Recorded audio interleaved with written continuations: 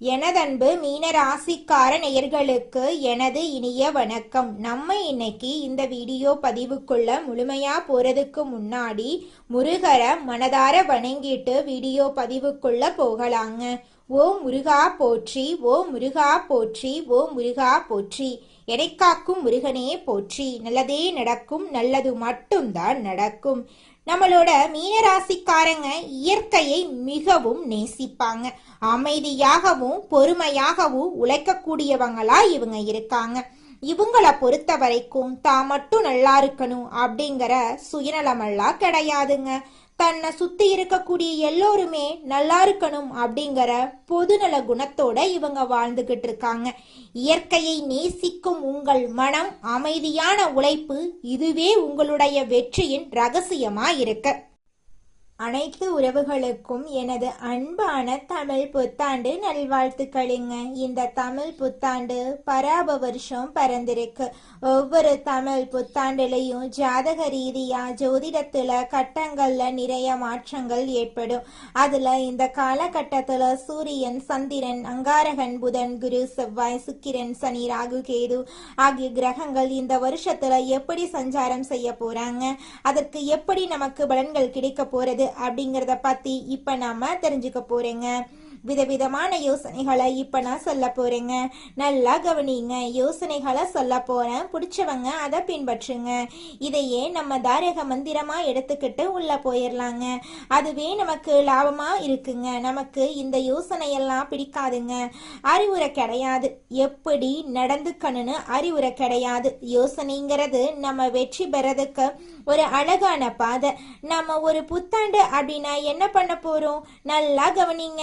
காலையில எழுந்திருக்கிறோம், new year Tamil புத்தாண்டு காலண்டரை கிழிப்போம், அவ்வளவுதான். வருஷா வருஷம் இது நடக்கும். வேற இதை தாண்டி வேற எதுவும் நடக்க போறது இல்லை. இந்த காலண்டர்ல ஒரு பேப்பர் மாறும். புத்தாண்டு பறந்துருச்சு, எல்லாம் சந்தோஷம். அப்படி திரும்பி பாருங்க, நம்ம வீட்டுல நேத்து ராத்திரி யாரெல்லாம் கோபமா இருந்தாங்களோ அவங்கெல்லாம் அதே கோபத்தோட தான் இருப்பாங்க. நம்ம சொந்தக்கார யாரெல்லாம் நம்ம மேல வன்மமா இருந்தானோ அவனும் அதே மாதிரி தான் இருப்பான். நமக்கு இருக்கிற நண்பர்கள் எல்லாம் நமக்கு பழைய கடனை கொடுக்காம நம்மளை ஏமாத்திக்கிட்டு இருந்தானா அப்படியே தான் இருப்பான். ஏற்கனவே 4 பேரு புதுசா பழசா ஏமாத்தி இருப்பான். இப்ப புதுசா ஏமாத்திருக்கு ஒருத்தர் ட்ரை பண்ணிக்கிட்டே இருப்பான். ஸோ இப்ப புத்தாண்டு பிறந்திருக்கு. ஏதாவது மாறணும்னு நினைச்சா நான் மட்டும்தான் மாறணும். நான் நாளையில இருந்து நல்லவனா இருக்கணும்னு நானா நினைக்கிறேன். இல்ல நாளையில இருந்து நல்ல கணக்க போடணும்னு நினைக்கிறேன். நாளையில இருந்து நான் இப்படியெல்லாம் திட்டமிட்டு வெற்றி பெறணும் அப்படின்னு நினைக்கிறேன். நான் நினைக்கிறதுனால மட்டும் என்ன நடக்க போகுது? கொஞ்சம் யோசிச்சு பாருங்க.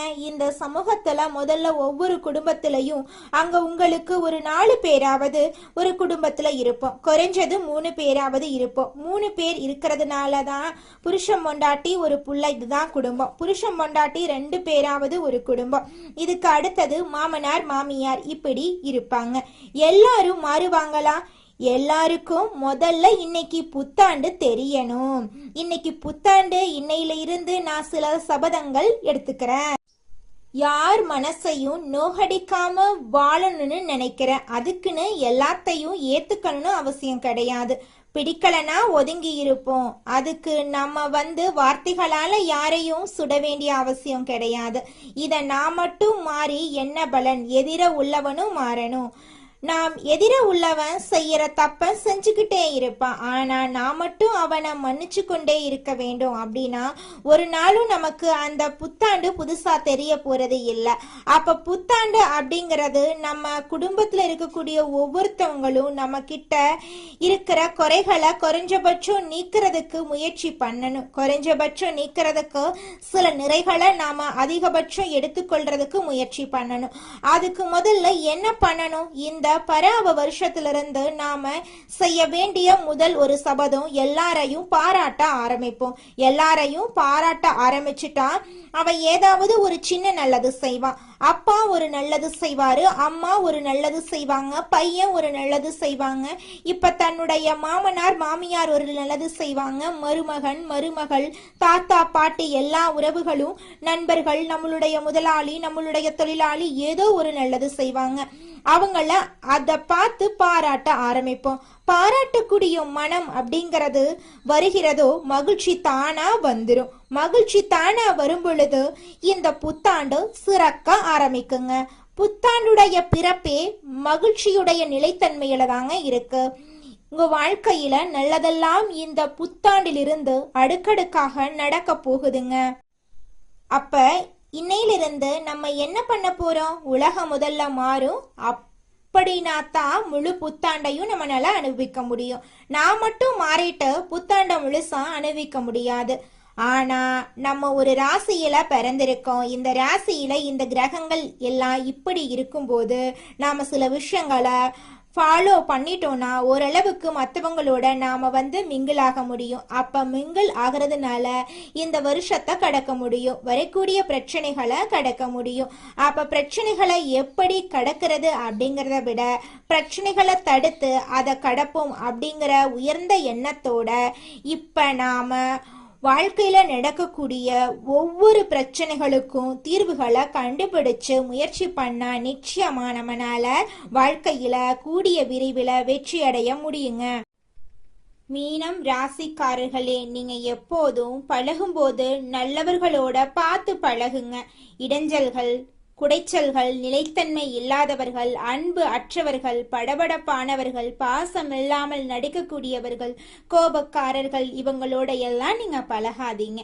இதனால பழகி நம்ம பாடத்தை தான் கத்துக்க வேண்டியதா இருக்கே தவிர நம்ம நாட்களை விட்டுருவோம். இப்படியே பாடத்தை கத்துக்கிட்டே இருந்தா எத்தனை நாள் தான் நம்ம வாழ்க்கையில நிம்மதியை தேடுறது?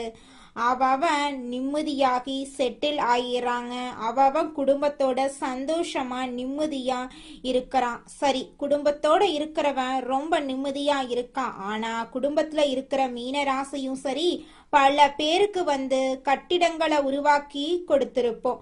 வாழ்க்கையுடைய சகாப்தத்தை புரிஞ்சு நிறைய பேருக்கு வாழ்க்கைங்கிற கட்டடத்தை உருவாக்கி கொடுத்து நம்ம வாழ்க்கையவே இழந்திருப்போம். அந்த அளவுக்கு எல்லாருக்கும் நல்லது பண்ணாலும் யாருமே நம்ம நல்லா இருக்கணும் அப்படிங்கறது நினைக்கிறது கிடையாதுங்க மீனராசிக்காரர்களே.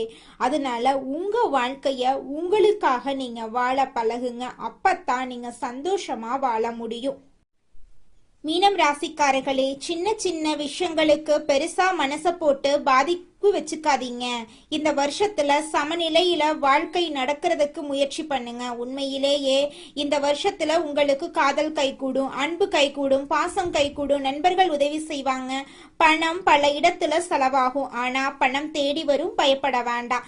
செலவு பண்ணாம நிப்பாட்டி வச்சிடாதீங்க. சேர்க்கறதுக்கு முயற்சி பண்ணுங்க. அப்படி இல்லை அப்படின்னா, சேர்க்கறதுனா மீண்டும் நான் சொல்றது சேவிங்ஸ் மட்டும்தான். பணமா வீட்டுல வச்சிருக்கிறதுக்கு முயற்சி பண்ணாதீங்க. எவனுக்கோ ஒருத்தனுக்கு தெரிஞ்சிடும். அந்த பணம் அப்படியே வேற இடத்துக்கு செலவு, தண்ட செலவா போகும். அதுக்கு வேண்டாம், இடம் கொடுக்காதீங்க. நிறைய விஷயத்த கத்துக்கிறதுக்கான வாய்ப்புகள் மீனராசிக்கு இந்த வருஷத்துல ஏற்படும். இந்த வருஷத்தை பொறுத்தவரை காதல் நிச்சயமா கைகூடும். போட்டிகள்ல நீங்க வெற்றியடைய போறீங்க.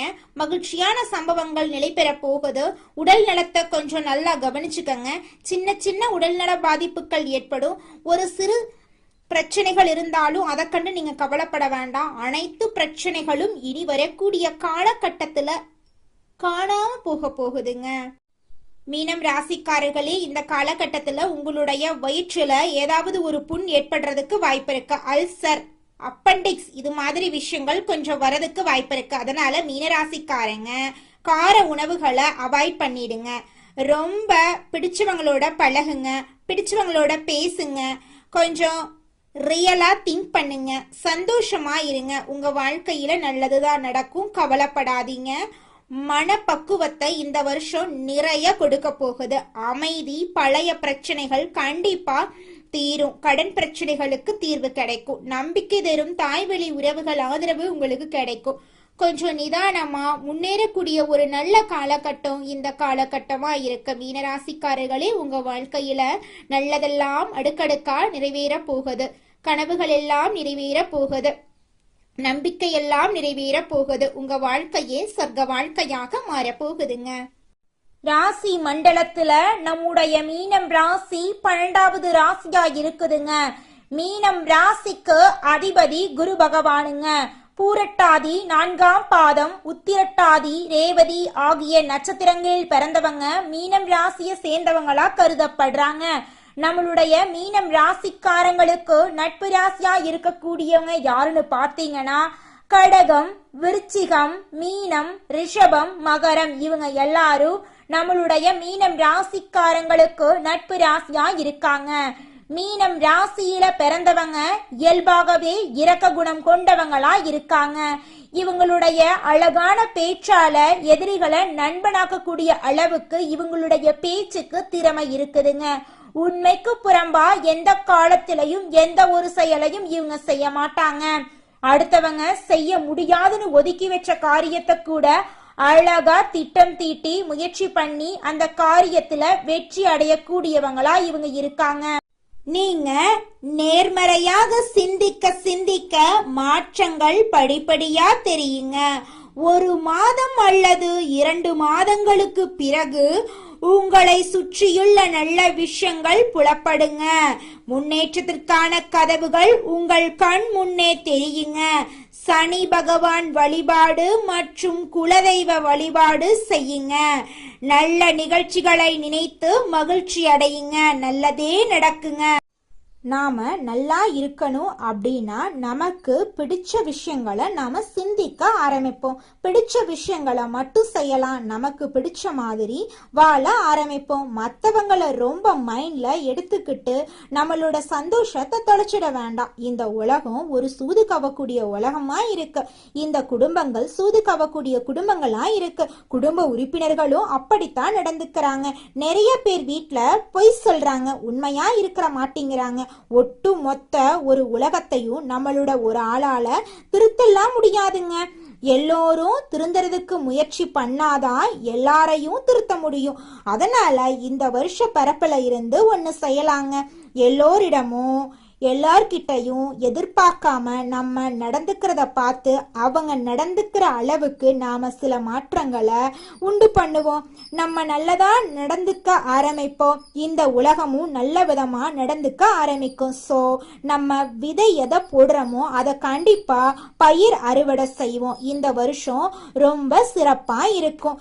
எல்லாரும் உடல் நலத்தோட சந்தோஷமான வாழ்க்கைய வாழ போறீங்க. களையாத கல்வி, குறையாத வயது, கவடு வராத நட்பு, கன்றாத வளமை, குன்றாத இளமை, கழுவினி இல்லாத உடல், சடியாத மனம், அன்பகலாத கணவன் மனைவி உறவு, நண்பர்கள். ஏன்னா நான் கொஞ்சம் மாத்தித்தான் இந்த இடத்துல சொல்றேன். எல்லாமே இதுல வரணும்னா அன்பகலாத, தவறாத சந்தானம், தாழாத கீர்த்தி, மாறாத வார்த்தை, தடைகள் வராத கொடை. நம்ம கொடுக்கறத கூட இன்னொருத்தன் தடுத்து நிறுத்திடக்கூடாது. தடைகள் வராத கொடை, தொலையாத நிதி, இதயம் கோணாத கோல், ஒரு துன்பமில்லாத நல்வாழ்வு கிடைக்க பராசக்தி அபிராமி அன்னையை வணங்கி நம்மளுடைய புத்தாண்டை தொடங்கலாங்க. நிச்சயமாக நம்மளுக்கு இந்த புத்தாண்டுல நல்லது தாங்க நடக்கும். இந்த புத்தாண்டு சிறப்பாக இருக்கும். மன நம்பிக்கையும் மன தைரியமும் முதல்ல நம்ம விதைக்கலாம். எதுவும் நம்மளால் முடியும். நன்மையும் தீமையும் நம்மளாதான் வருது. நம்ம செயலாலதான் வருது, சொல்லாலதான் வருது. நல்லதே செய்வோம், நல்லதை செய்வோம், நல்லதே நடக்கும். அடுத்ததாக நம்முடைய மீனம் ராசியில் இருக்கக்கூடிய ஒவ்வொரு நட்சத்திரக்காரர்களுக்கும் இந்த மாதம் எப்படி அமைஞ்சிருக்குது அப்படின்னு பார்க்கலாங்க. நம்மளோட மீனம் ராசியில் இருக்கக்கூடிய முதலாவது நட்சத்திரம் பூரட்டாதி 4ஆம் பாதம். உங்களுக்கு இந்த மாதம் எப்படி அமைஞ்சிருக்குதுன்னு பார்க்கலாங்க. இந்த மாதம் சிலருக்கு புதிய பதவி, கூடுதல் பொறுப்புகள் கிடைக்கலாம். கடுமையாக உழைக்க வேண்டியிருக்கும். அலுவலகத்தில் அடுத்தவர்களால் திடீர் பிரச்சனை தலை தூக்கலாம். அதை கண்டு நீங்க அச்சப்படக்கூடாது. உங்களது கருத்துக்கு மாற்று கருத்து உண்டாகலாம். குடும்பத்தில் இருப்பவர்களின் செயல்கள் உங்கள் கோபத்தை தூண்டலாம். மிகவும் கவனமாக பேசுவதும் வாக்குவாதத்தை தவிர்ப்பதும் நன்மை தருங்க உங்க வாழ்க்கைக்கு. உங்க குடும்பத்துல சுபகாரியங்கள் இந்த மாதம் அடுக்கடுக்காக நடக்க போகுதுங்க. அடுத்ததாக நம்முடைய மீனம் ராசியில் இருக்கக்கூடிய நட்சத்திரம் உத்திரட்டாதி. உங்களுக்கு இந்த மாதம் எப்படி அமைஞ்சிருக்குதுன்னு பார்க்கலாங்க. உத்திரட்டாதி நட்சத்திரக்காரர்களே, உங்களுக்கு இந்த மாதம் அருமையா இருக்க போகுதுங்க. இந்த மாதம் திறமையான பேச்சின் மூலம் சாதகமான பலன்கள் கிடைக்கும். காரிய தடைகள் நீங்கும். மனசுல இருந்த சோர்வு நீங்கி உற்சாகம் உண்டாகும். எதிர்பார்த்த தகவல் சாதகமாக வரும். கடன் விவகாரங்கள் கட்டுக்குள் இருக்கும். பெண்களுக்கு மற்றவர்கள் செயல்களால திடீர் கோபம் உண்டாகலாம். எதிர்பார்த்த உதவி கிடைக்கும். வீண் செலவை குறைப்பது நன்மை தரும். குடும்பத்துல சுபகாரியங்கள் அடுக்கடுக்காக நடக்க போகிறது. உங்களை வேண்டாம் என்று உதறி தள்ளிட்டு போன சொந்த பந்தங்கள் எல்லோருமே இனி வரக்கூடிய காலங்கள்ல உங்களை தேடி வரப்போறாங்க. அடுத்ததாக நம்முடைய மீனம் ராசியில் இருக்கக்கூடிய நட்சத்திரம் ரேவதி. உங்களுக்கு இந்த மாதம் எப்படி அமைஞ்சிருக்குதுன்னு பார்க்கலாங்க. உங்களுக்கு இந்த மாதம் அருமையான மாதமாக இருக்க போகுதுங்க. இந்த மாதம் புதிய ஆர்டர்களுக்கான முயற்சிகள் சாதகமான பலனை தரும். வீண் அலைச்சலை சந்திக்க வேண்டி இருக்கும். அரசியல்ல உள்ளவர்கள் கோபமாக பேசுவதை தவிர்ப்பது நல்லதுங்க. மேல் மட்டத்தில் உள்ளவர்களுடன் வாக்குவாதங்கள் ஏற்படலாம். கவனம் தேவை. வாடிக்கையாளர்களிடம் கோபமான வார்த்தைகளை பேசாம சாந்தமாக உரையாடுறது வியாபார விருத்திக்கு வழிவகை செய்யுங்க. உங்க வாழ்க்கையில இந்த மாதம் மேலும் நல்லதெல்லாம் நடக்க நீங்க செய்யக்கூடிய பரிகாரம் என்னன்னு பார்த்தீங்கன்னா, உங்க வீட்டுக்கு பக்கத்துல இருக்கக்கூடிய முருகர் ஆலயத்துக்கு போயிட்டு முருகரை மனதார வணங்கிட்டு வாங்க. உங்க வாழ்க்கையில இருக்கக்கூடிய அனைத்து பிரச்சனைகளும் காணாம போயிருங்க. உங்களுடைய எண்ணம் போல உங்க வாழ்க்கையில நல்லது மட்டும்தாங்க நடக்கும். கெட்டது அப்படிங்கிற பேச்சுக்கு துளி கூட இடம் கிடையாதுங்க. உங்க வாழ்க்கையில மேலும் நல்லதெல்லாம் நடக்க நீங்க செய்யக்கூடிய பரிகாரம் என்ன பாத்தீங்கன்னா, உங்க வீட்டுக்கு பக்கத்துல இருக்கக்கூடிய விநாயகர் ஆலயத்துக்கு போயிட்டு விநாயகர் கிட்ட உங்க வாழ்க்கையில இருக்கக்கூடிய நிறை குறைகளை சொல்லிக்கிட்டு வாங்க. கூடிய விரைவில் உங்க வாழ்க்கையில இருக்கக்கூடிய அனைத்து பிரச்சனைகளும் காணல் நீரா கரைஞ்சு போயிரும். உங்களுடைய எண்ணம் போல உங்க வாழ்க்கையில நல்லது மட்டும்தாங்க நடக்கும். கெட்டதுங்கிற பேச்சுக்கெல்லாம் துளி கூட இடம் கிடையாதுங்க. நன்றி, வணக்கம்.